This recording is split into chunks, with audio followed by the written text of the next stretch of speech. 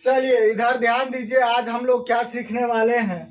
भिन्न सीखने वाले हैं, फ्रैक्शन सीखने वाले हैं। इधर ध्यान दीजिए, ये बहुत ही इम्पोर्टेंट टॉपिक है। ये सीटेट में भी पूछता है। लगभग जितना भी कंपटीशन एग्जाम होता है, हर कंपटीशन एग्जाम में इससे लगभग क्वेश्चन रहता है। तो कोई भी टॉपिक स्टार्ट करते हैं तो क्या बोलते हैं कि उसके कॉन्सेप्ट को समझिए। अगर एक बार आपके दिमाग में कॉन्सेप्ट समझ में आ गया तो फिर मैथ में आपको कोई परेशानी, कोई दिक्कत नहीं होगी। इक्वेशन में कुछ नहीं है, आप देखते ही बना लेंगे। चलिए आज हम लोग क्या सीखने वाले हैं। सबसे पहले भिन्न के बारे में पढ़ेंगे, इसके बाद भिन्न के प्रकार के बारे में पढ़ेंगे, इसके बाद इसमें छोटा भिन्न, बड़ा भिन्न, इसके बाद इसको आरोही क्रम में, अवरोही क्रम में, ये दोनों इक्वेशन में ऐसा ट्रिक दूंगा जो कलम चलाने की आपको कोई आवश्यकता नहीं पड़ेगी। देखते ही बता देंगे कि आप ये इसमें कौन सा बड़ा है, कौन सा छोटा है, ये भिन्न। तो चलिए सब लोग अभी हम लोग क्या करते हैं, स्टार्ट करते हैं भिन्न से। तो सबसे पहले हम लोग भिन्न को समझते हैं। तो देखिए भिन्न का क्या मतलब होता है। भिन्न का मतलब होता है बट्टा के रूप में, पी बट्टा क्यू के रूप में, अंश बट्टा हर के रूप में। क्या? पी बट्टा क्यू या अंश बट्टा हर के रूप में। तो इधर ध्यान दीजिए, यहाँ पे मान लीजिए ये क्या है, ये एक रोटी है। क्या है? एक रोटी है। रोटी को क्या करते हैं, हम तोड़ देते हैं। क्या कर दिए? तोड़ दिए।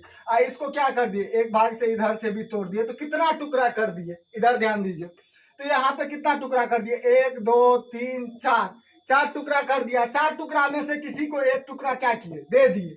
तो यही एक टुकड़ा जो किसी को दे दिए, तो ये क्या क्या चीज को दर्शाता है, भिन्न को दर्शाता है। तो इधर ध्यान दीजिए, तो यहाँ पे टोटल कितना है, तो 4 है, तो 4 लिख दिए। कितना दे रहे हैं, तो 1 दे रहे हैं, तो 1 लिख दिए। तो इसी को क्या बोलते हैं, भिन्न बोलते हैं। तो ऊपर वाले को क्या बोलते हैं, अंश, और नीचे वाले को क्या बोलते हैं, हर बोलते हैं। अब इधर ध्यान दीजिए, ये अंश बट्टा हर के रूप में या पी बट्टा क्यू के रूप में, बट्टा के रूप में कहीं पे भी रहे तो वो क्या कहलाता है, भिन्न कहलाता है। अब इधर ध्यान दीजिएगा, जहां पे क्यू नॉट इजकल टू क्या, 0, मतलब 5 बट्टा कभी भी क्या 0 नहीं हो सकता है। ये क्या भिन्न नहीं हो सकता है।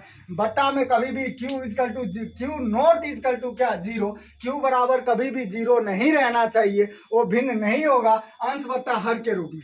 तो अब इधर ध्यान दीजिए, यहाँ पे क्या है, रोटी को देखे 1 भाग दियो तो 1 बट्टा 2। और एक चीज और हमेशा याद रखिएगा, इसमें भी बड़ी गलती करता है। यहाँ पे कितना भाग है, 1 2 3 और कितना, 4 भाग है।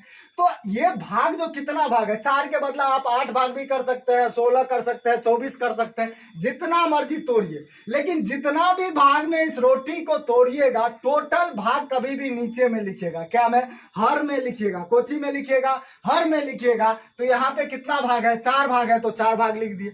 इसके बाद हम क्या किए, इसमें से 2 भाग दे दिए।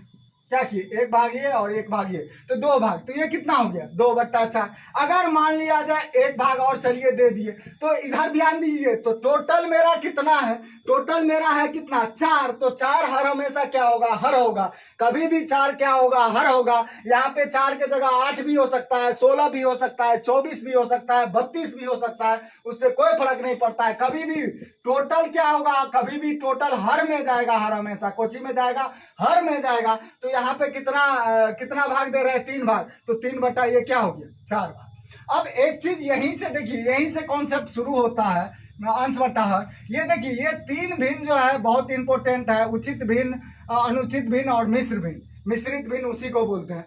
तो इधर ध्यान दीजिए, तो यहाँ पे कितना था, टोटल 4 भाग था। तो 4 में से अगर किसी को 3 भाग दे भी दिए तो कोई फर्क पड़ता है, नहीं पड़ता है। इसको क्या बोलते हैं, उचित हो। कि क्या मेरे पास 4 था, किसी को 3 दे दिए, तो ये क्या उचित कहलाएगा। इसमें भी 4 भाग था, 2 भाग किसी को दे दिए, तो क्या ये उचित कहलाएगा। तो जिसको उचित, ये क्या कहलाएगा, उचित कहलाएगा। तो उचित भिन्न को हम लोग क्या बोलते हैं, विषम, सॉरी सम भिन्न बोलते हैं। क्या बोलते हैं, सम भिन्न बोलते हैं। उचित भिन्न को हम लोग क्या बोलते हैं, सम भिन्न भी बोलते हैं। इधर ध्यान दीजिए, तो मेरे पास कितना था, 4 था टोटल। एक चीज बताइए, 4 था, 4 के जगह कुछ भी हो सकता है। मेरे पास 7 था, टोटल कितना था, 7। किसी को क्या किए, 5 दे दिए। तो किसी को अगर 5 दे दिए तो ये क्या उचित लग रहा है। क्या बोलते हैं हम लोग, उचित हो रहा है या उचित फैसला। तो यहाँ पे क्या हो रहा है, 7 गो था। कभी भी हर में टोटल रहना चाहिए, कभी भी चाहे 7 के जगह 50 भी क्यों नहीं आ जाए, वो हर में रहना चाहिए। तो इधर ध्यान दीजिए, तो टोटल कितना था, 7 था, उसमें से कितना भाग हम किसी को दे दिए, 5 भाग दे दिए। तो ये क्या लग रहा है, उचित लग रहा है। तो इसी को हम लोग क्या बोलते हैं, उचित भिन्न। क्या बोलते हैं, उचित भिन्न या सम भिन्न बोलते हैं। अब इधर ध्यान दीजिए, इसमें एगो चीज और याद रखना है, दिमाग में रखना है कि उचित भिन्न में हर हमेशा क्या होता है, अंश छोटा होता है। क्या होता है, अंश हर हमेशा कोची होगा, छोटा होगा। क्या होगा, उचित भिन्न में हर हमेशा अंश छोटा होगा। उचित भिन्न में हर हमेशा कोची होगा, अंश क्या होगा, छोटा होगा। क्या होगा, अंश छोटा होगा उचित भिन्न में। अब इधर ध्यान दीजिए, तो यहाँ पे उचित भिन्न में अंश छोटा हो गया। चलिए इस चीज को हम लोग समझ गए। अब चलते हैं क्या, अनुचित भिन्न पे। अब एक चीज बताइए आप हमको कि यहाँ पे कितना है, 4 गो है, टोटल कितना है, 4 गो है। इधर ध्यान दीजिए, तो 4 गो टोटल है, किसी को 5 गो अगर देना पड़ जाए या 6 गो अगर देना पड़ जाए, तो ये क्या उचित लग रहा है, उचित लग रहा है। टोटल कितना है, 4 गो, देना कितना पड़ रहा है, 7 गो। टोटल मान लिया जाए 3 गो है, देना कितना पड़ रहा है, 7 गो।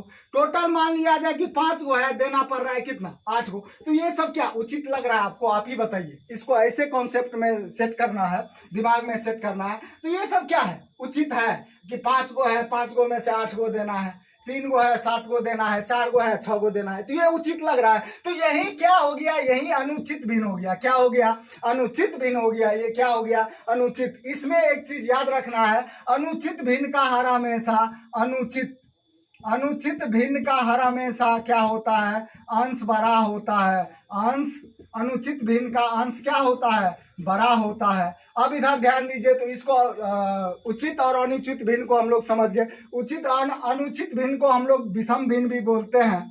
अब इधर ध्यान दीजिए, चलिए मिश्र भिन्न, मिश्रित भिन्न या मिश्र भिन्न, कुछ भी बोलिए चलता है। अब इधर ध्यान दीजिए, अब हम लोग क्या समझेंगे, मिश्रित भिन्न को। इधर ध्यान दीजिए, मिश्रित भिन्न को अब हम लोग समझेंगे। तो यहाँ पे क्या है, मिश्रित भिन्न। अब इधर ध्यान दीजिए, जैसे 2 पूर्णांक क्या, 1/2। तो ये जो पूर्णांक में कभी भी रहेगा, इसी को क्या बोलते हैं, मिश्रित भिन्न बोलते हैं। क्या बोलते हैं, मिश्रित भिन्न।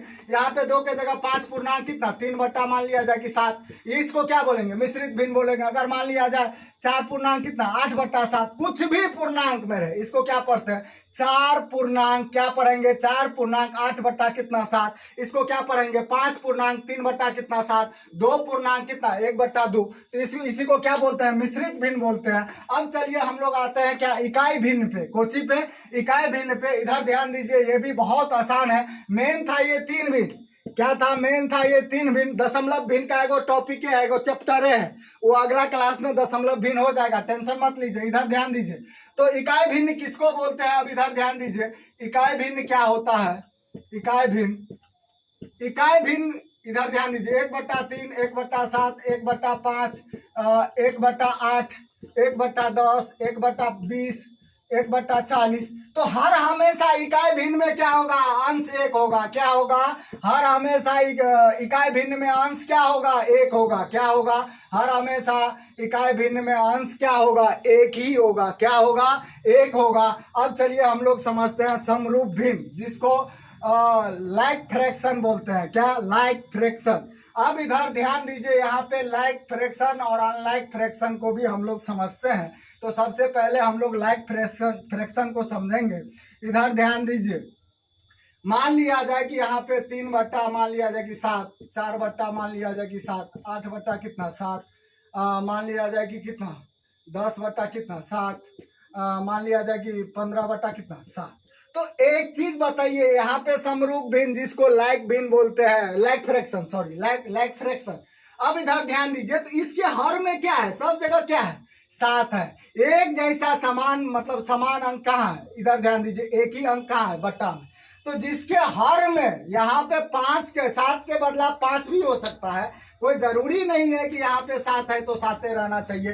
भिन्न में आपके सवाल एग्जाम में आपके जगह 7 के जगह 5 भी आ सकता है, 12 भी आ सकता है, 20 भी आ सकता है। तो उसका हर में क्या रहेगा, समान अंक रहेगा। उसी को क्या बोलते हैं, लाइक फ्रैक्शन, समरूप भिन्न बोलते हैं। क्या बोलते हैं, लाइक फ्रैक्शन, समरूप भिन्न बोलते हैं। अब चलिए हम लोग क्या विषम विषम रूप भिन्न को समझते हैं। तो इधर ध्यान दीजिए, विषम रूप भिन्न में कुछ नहीं है, आपको जो भी मन है वो बट्टा में लिखते चलिए। क्या? बट्टा में लिखते चलिए, कोई फर्क नहीं पड़ता है। इधर ध्यान दीजिए, जैसे मान लिया जाए 5/3, 8/7, मान लिया जाए कि 6/4, मान लिया जाए कि 18 मान लिया जाए कि 14, मान लिया जाए कि 23 बटा कितना, मान लिया जाए कि 20। तो इस सब को क्या बोलते हैं?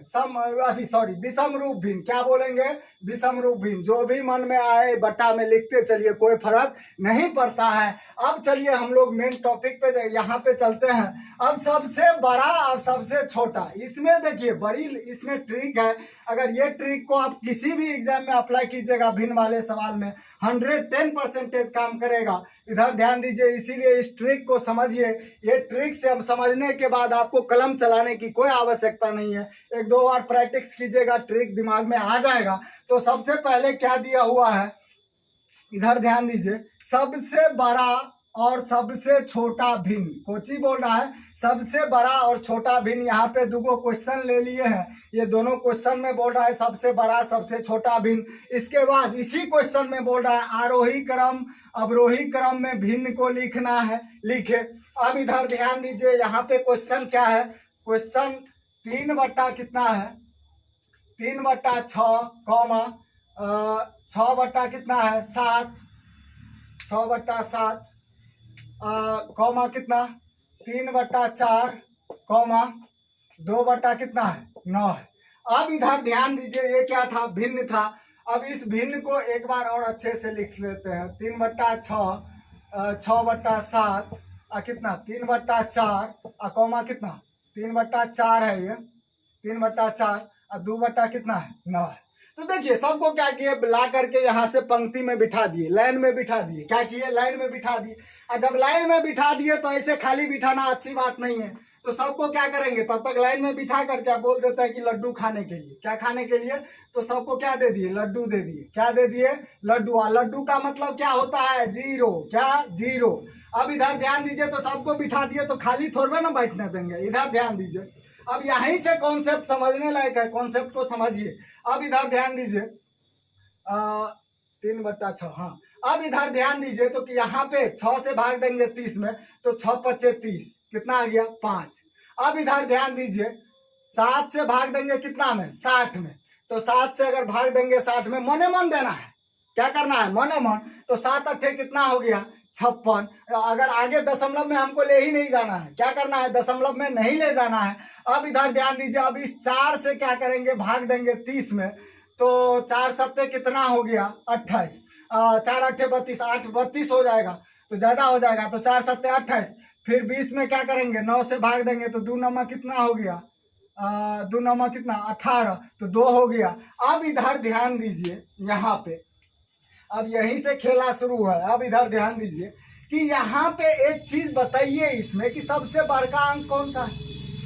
अभी सबसे बड़का संख्या कौन सा है, तो सबसे बड़का संख्या क्या है 8। तो 8 कौन से वाले में से है, 6/7। तो ये क्या हो गया, सबसे बड़ा भिन्न। कौन सा, बड़ा भिन्न, बड़ा भिन्न। समझ जाइएगा, बड़ा भिन्न। चलिए, बड़ा भिन्न। अब इधर ध्यान दीजिए, अब 8 से छोटा सबसे छोटा इसमें कौन सा है, 2 है। तो ये क्या हो गया, छोटा भिन्न, छोटा, सॉरी यहाँ पे नहीं लिखना है। तो 2/9 कहाँ पे है, तो 2/9, तो यहाँ पे लिखना है क्या, छोटा भिन्न। अब इधर ध्यान दीजिए, ये लड्डू देखिए कितना काम का चीज है। ये रफ में करना है, हर हमेशा याद रखिएगा, ये हर हमेशा रफ में करना है। अब इधर ध्यान दीजिए, तो इसमें छोटा भिन्न और बड़ा भिन्न हमको पता चल गया। आरोही क्रम अवरोही क्रम एक साथ ही निकालेंगे। अब दूसरा क्वेश्चन, अब आपके दिमाग में आता होगा कि चलिए यहाँ पे 5 था, 8 था, 7 था, 2 था। अगर मान लिया जाए यहाँ पे 8 है, यहाँ पे भी 8 आ जाए, तो अगर यहाँ पे 5 है, यहाँ पे भी 5 है, तो वो क्वेश्चन भी हम लिए हैं। इधर ध्यान दीजिएगा कि उस क्वेश्चन को भी अब हम लोग क्या सॉल्व करेंगे। आपके दिमाग में एक भी कंफ्यूजन नहीं रहने देंगे मैथ में। इधर ध्यान दीजिएगा, खाली ध्यान से देखिए क्या है। 4 बट्टा कितना है 18, कौमा कितना 7 बट्टा कितना है 9, कौमा 6 बट्टा क्या 8, और कॉमा कितना 2/6। तो इसका भी सबसे बड़का भिन्न, सबसे छोटका भिन्न, इसके बाद आरोही क्रम अवरोही क्रम, इसको भी लिखना है। अब इधर ध्यान दीजिए, तो यहाँ पे क्या करेंगे, सबको लाइन से बिठा दिए। तो एक बार और अच्छे से पंक्ति में बिठा देते हैं, नहीं तो बुरा मान जाएगा ये लोग। तो 4 बटा कितना है 18, 7 बटा कितना है 9, इसके बाद कितना है 6 बटा कितना 8, कॉमा कितना 2 बटा कितना है 6। तो अब इधर ध्यान दीजिए, तो सबको क्या किए, लाइन से बिठा दिए। अब बिठाने के बाद क्या बोले थे कि सबको लड्डू देना है, क्या करना है, लड्डू देना है। तो सबको क्या किए, एगो लड्डू दे दिए कि तब तक आराम से बैठे बैठे खाएगा। अब इधर ध्यान दीजिए, तो यहाँ पे क्या करेंगे, अब इस 18 से इस 40 में भाग देंगे। क्या करेंगे, 18 से अगर 40 में भाग देते हैं तो हमको दशमलव में जाना ही नहीं है। 18 तिया 54 हो जाएगा, 18 दूना कितना हो जाएगा 36। तो यहाँ पे 2 आया। इधर ध्यान दीजिए, यहाँ पे कितना आया 2 आया।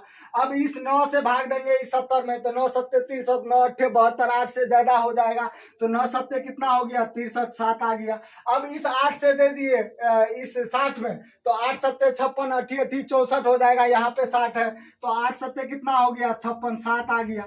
अब देखिए दो संख्या आ गया, फिर भी घबराने की कोई जरूरत नहीं है, आपका कंफ्यूजन क्लियर हो जाएगा। ये कितना हो गया, 6 से भाग दिए 20 में, तो 36 कितना हो गया 18, 3 है।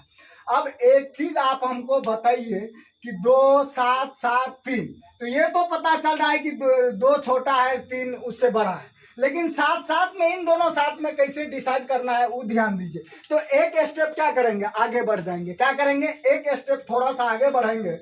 तो इधर ध्यान दीजिए, तो 9 से क्या करेंगे, देना है वैसे मने मन भाग, ये चीज दिमाग में याद रख लीजिए, ऐसे कलम नहीं चलाना है। अब इधर ध्यान दीजिए, तो हम समझने के लिए दे रहे हैं भाग। तो 9 से 70 में अगर भाग दिए तो 9 7 कितना हो गया 63। तो यहाँ पे क्या 0 7 0.0, 9 7 कितना 63, तो यहाँ पे 63, तो यहाँ पे कितना आ गया, तो 7.7। तो यहाँ पे क्या 7.7 लिख दे, कोई दिक्कत है। अब क्या करेंगे, इधर ध्यान दीजिए, दोनों अंक सेम आ गया तो ही ये काम करना है, नहीं तो वैसे सेम आता नहीं है। अगर आ जाए तो आपका कॉन्सेप्ट क्लियर रहेगा, तो आगे दिक्कत नहीं होगा, इसीलिए हम ऐसा काम किए हैं। अब इधर ध्यान दीजिए, 8 से क्या करेंगे 60 में भाग देंगे। तो 8 7 कितना हो गया 56। अब यहाँ पे क्या हो गया 0 4, यहाँ पे दशमलव, तो 8 5 कितना 40। तो 7 दशमलव कितना आया 5। अब आप खुद बताइए कि 7.5 बड़ा है, 7.5 बड़ा है कि 7.7। तो आपको खुद पता चल रहा है, देखे कि क्या है जो 7.7 बड़ा होगा। तो सबसे बड़का कौन सा है, तो 7.7 वाला। तो 7.7 वाला कौन में का है, तो 7/9। तो इसको हमको लिख देना है क्या, बड़का वाला भिन्न, बड़ा भिन्न। अब इधर ध्यान दीजिए, सबसे छोटा इसमें कौन सा है 2 वाला। तो 2 वाला कौन से में का है 4/18। तो ऐसे लिखना है क्या, छोटा भिन्न, क्या छोटा भिन्न। अब इधर ध्यान दीजिए, छोटा भिन्न, बड़ा भिन्न, छोटा भिन्न निकालना समझ गए होंगे। चलिए अब हम लोग निकालते हैं क्या, आरोही क्रम अवरोही क्रम। इधर ध्यान दीजिए, तो इसमें भी कुछ नहीं है।